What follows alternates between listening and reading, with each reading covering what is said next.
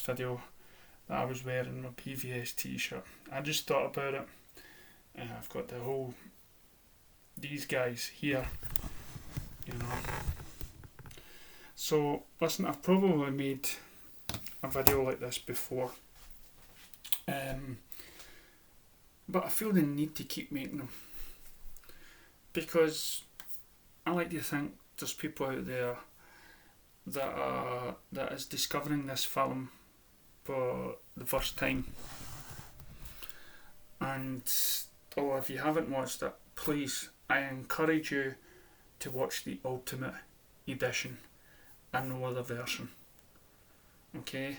Now, if you've watched the Ultimate Edition, then please listen on. If you haven't, or wanting to watch it, then don't listen to me, and you can maybe listen to me afterwards, because what I'm going to do, I'm not going to tell you how great it is or whatnot. I'm just going to tell you, explain it, and what I got from it, and in so plain language as I can. So what we have is we've got the aftermath of Man of Steel. We have Superman here that is slowly becoming known as Superman in the world, and he's involving himself around the world.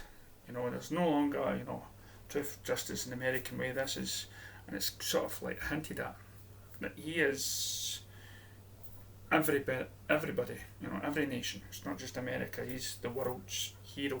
He tries to be, but he's up against an invisible enemy, which is Lex Luthor.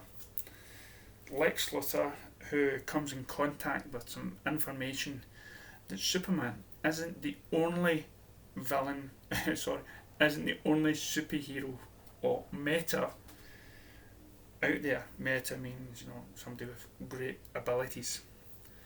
Lex Luthor, knows about, not just him, knows about Wonder Woman, knows about Aquaman, Flash, Cyborg, and probably many, many more yet to be mentioned in that film. He knows about Batman. He knows the identity of Superman and Batman, and he sees them as a threat because he wants dominance. He wants to be the person in power. I mean, he's got money, he's got wealth, he's got his family's business, a father who hit him when he was young, and I don't know if I've used it as an image for this video, but no matter what Lex Luthor did to this man, he still saved Lex Luthor from the punch of the monster that Lex Luthor created. You could say, as Lex says in the film, nobody was there to save me from my father's fists. He did. No matter even though what Lex had done to him, he still became the hero. And throughout this film, Lex Luthor, who staged what happened in the desert, and he tried to frame Superman as the person that killed most of those civilians there in order to save Lois Lane, who Lex Luthor already understands that wherever Lois goes, he goes. And you see that at the end of the film when he pushes Lois off the edge. And he says in his lab, as he tries to get kryptonite brought over to him, that he wants a weapon so that they're not beholden, that they're not having to bow down to these so-called gods. He doesn't want to rely on these sort of people, on how people on earth should live, because they are gods. They are above your normal men and women, and those beings from long ago, the old gods, Zeus and all that sort of stuff. heroes of that time, and Hercules, as we know, was Zam and stuff like that. Those were heroes, those were thought of as gods and saviours and everything else. No, Lex Luthor believes they cannot be all good. They must be, because he just doesn't believe that somebody can be all good and all that powerful, because he can't really see it himself, because he's, he's powerful, but does he see himself as good? He might see himself as just. He saw his dad probably not as a good person because of the money. So what we've got is we have Lex Luthor planning to turn these two people against each other. We have Bruce Wayne, who lost millions of his employees in the building of Wayne in Metropolis. He lost them all, and he looks up to the sky. He believes he sees the person responsible. And after that, after losing Robin and all those people close to him, out from the sky comes this being which he believes can wipe out everyone, and puts whatever he has done for all those years to mean nothing, because here is a guy that can just do almost everything, and that scares him. Fear turns to anger. I'm not saying Batman's scared of Superman. We can see that by the fight, but he can see the potential. He doesn't see this person, Superman, as a human being. He sees him as an alien, as a threat that has changed the world quite drastically. And because of Lex Luthor constantly sending him mail, and constantly, as Batman says, he becomes darker. He starts branding him with the bat symbol. Unknown to Batman, Bruce Wayne, Lex Luthor hires people in the jail to make sure that anyone with the bat brand gets killed. So he sends Superman the letters saying, look at this guy. He's judge, jury and executioner. He shouldn't have that right. So as the story envelops, you can see how Lex Luthor is turning these two against each other, and he's got backup plans. If Superman kills Batman, he either has a weapon or he has the monster, and not only that, he has now the technology and the brain power of what was fed from him from the Kryptonian ship. And if Batman kills Superman,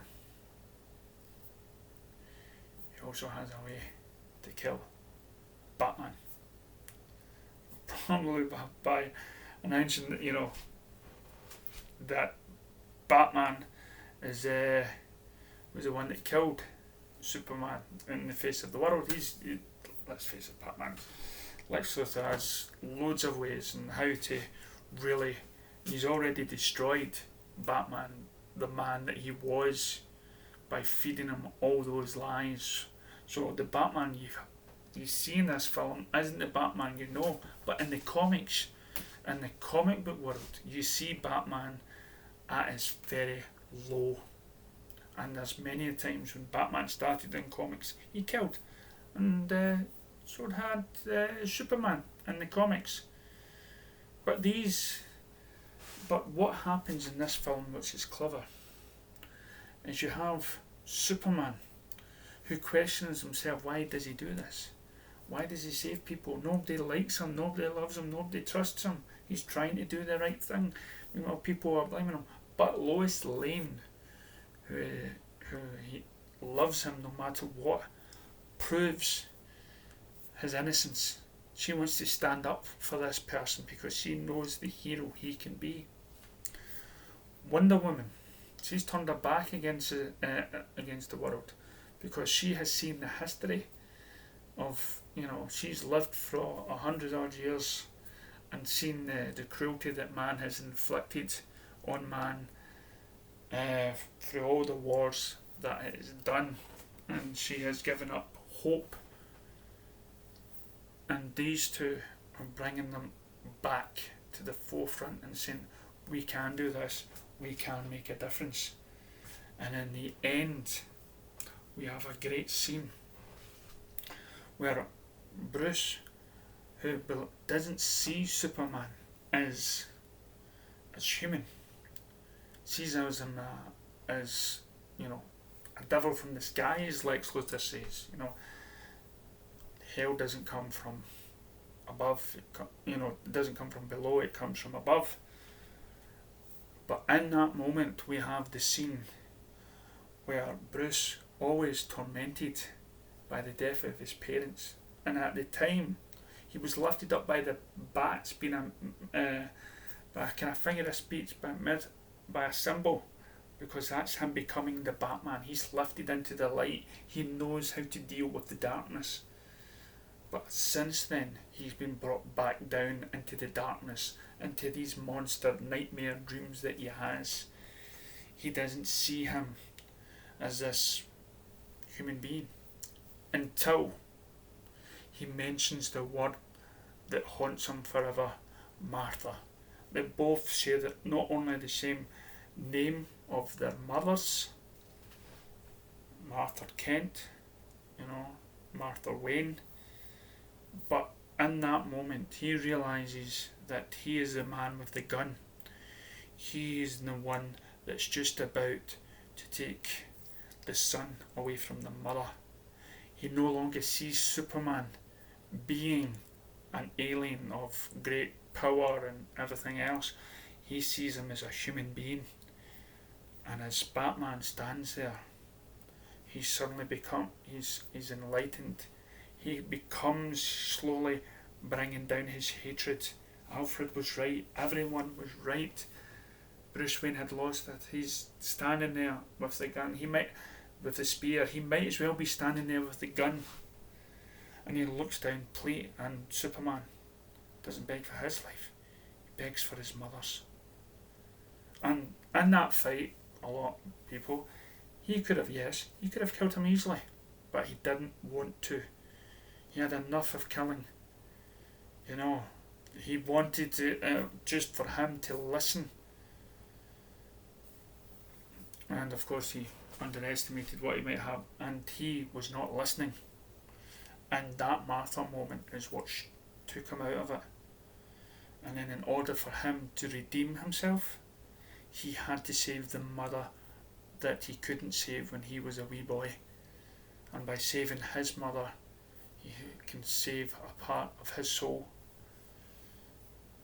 And with his sacrifice to save the world, he realises that he was so wrong and that he'd failed him, and that he was the hope that the world needed, but the world wasn't ready. Just like the movie, the world wasn't ready for this movie. The world wasn't ready for this Superman, this man. And as I say, in Zack Snyder's film, where he would have shown Clark going through all these grounded emotions that any human being can go through, because let's face it, you can't see yourself as a hero, as a superpowered being. You can't relate to that. You can relate to another human being though. And in these films, you see him being that. You see him first being a human being that makes mistakes, that can be overconfident, that can not be confident. All these emotions of love and the sense of loss. This is what he has in these two films, as he tries to do the right thing. And it's not until you see the Trinity come to the end when there is a glimmer of hope for humanity. And it's such a great ending when you have Lex Luthor standing over Superman, throwing pictures of his mother, calling her a witch, calling her this and that, forcing him to do evil, forcing him to go against what makes him, good. there is a good soul in him that gets pushed to the limit. It got pushed to the limit with Zod when he had he had no choice, but he had to kill Zod in order to save the planet. Zod would not have stopped. So we have these collection of films, Man of Steel, BVS, and now, thankfully, to those people who saw the potential of this film, we are now soon going to be getting another chapter of this man's journey and this man's. And for me, because it took these heroes serious, the story serious, it makes the film one of my best movies ever. And it infuriates me why it was cut, and that's why I entrust in you to go and see the Ultimate Edition. And why you, and hopefully you've watched it before you've watched this video. Because if it wasn't for the Ultimate Edition, we wouldn't have realised that the man on the wheelchair didn't know about the bomb in the chair. We wouldn't have known about the stuff that happened in the desert, and that the woman lied in court and was then silenced. People could say the film was too long and we didn't need that. No. We had Clark being a reporter, investigating. We had Lois investigating the bullet. We had Batman investigating where the cargo and all the stuff that Lex Luthor was doing. Of course, Lex Luthor already knew that what everyone knew. He even knew what Lois was looking into.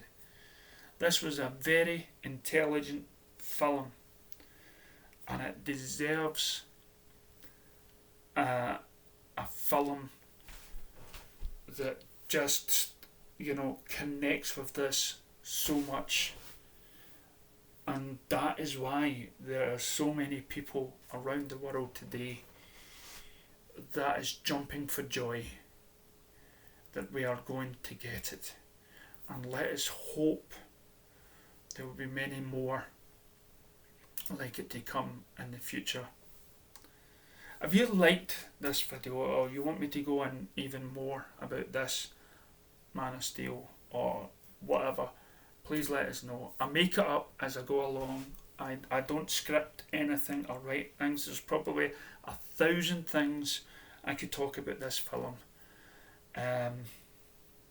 But I just hope I get my point across. Catch you next time.